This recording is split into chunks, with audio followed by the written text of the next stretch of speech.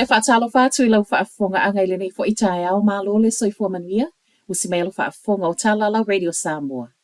I tala to mua le asolua, o le wa amata whaata I tai mea po e ata e oko meki o nai loa ilai sene o te avale loa hat po ANPR, ma o le kāpaka le ofiso leo lo whaiai.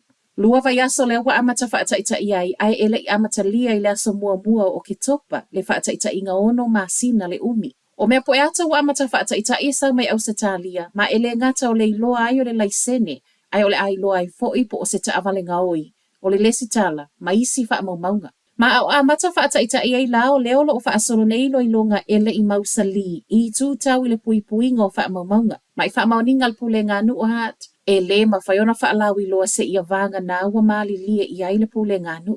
O whainga te konolosi o lo o wha o ngai nei mea po e ata I wha pea, e sau mai Perth I Ausitalia. O le solo o lapata I aile telo vaengo ni usila I aisa to ulu e a fia ai fe malanga inga te avali. Ma loso le aisa to ulu le ana amata wha mawina mai ana po se ia o mai I le so wha asolo atu ana nei. O le telo a wala highways o le walapata I aile ngata o le North Island ai wha pia fo I le South Island. Ai mai le ofisa lava ai tau e wha awa wai pia winga fe sui ia o le tau ma le malulu se ia o atu I le aso tofi a o nisi vaengo le atunuu o le aso atai au. O loo so leo le mafua anga le maliu o le tangata le ana maua le awa uli ana nafi I Albany I au kilani wa maliu. O le afo le lua le awa uli le ana o atuai leo I se tasi o Farley Library Lane ma I tu ufa atasia talo o tai au e le oiloa le mafua anga. O le vai aso nei wha aofi mai ai le malo suinga I le tūlafono o loo aia I ai wha asalanga mo soli ngā tūlafono mātu ia. O le whaasila silanga le nei malipale mia Christopher Luxon I le umai o le whonotanga le kāpene tāna nafi. Ma o suinga nei au fia ilo I longa to e whaia I le whaatāpu la o whaasalanga, whaapea le whainga o loo tu umai ai I lalo, e whaamasino le mamafa o whaasalanga. Sau no le minister o whaamisinonga Paul Goldsmith, o ni suinga o le ato e tu uai le mamafa o whaasalanga, tāla whea ngai, I lunga o soli ngā tū la whono mātu ia. Ta ua minister o se suinga ia toe whaatu mawai pele tali tonuina e tangata lau tele o le tū la whono. Ai le whaau popo le pale mia o ni suinga e o ngatasi male amana ia o aia tatau whaapea matafa ioi. I tu e tatau na whaatau nuuina I totonu ni usila. O le naunau ta ingo le malo, ia whaititia le to o tele o tangata e oi le to SEP tai e le mawhaiona tupu pe a le whaititia le tele o whainga whaasoli tū la whono.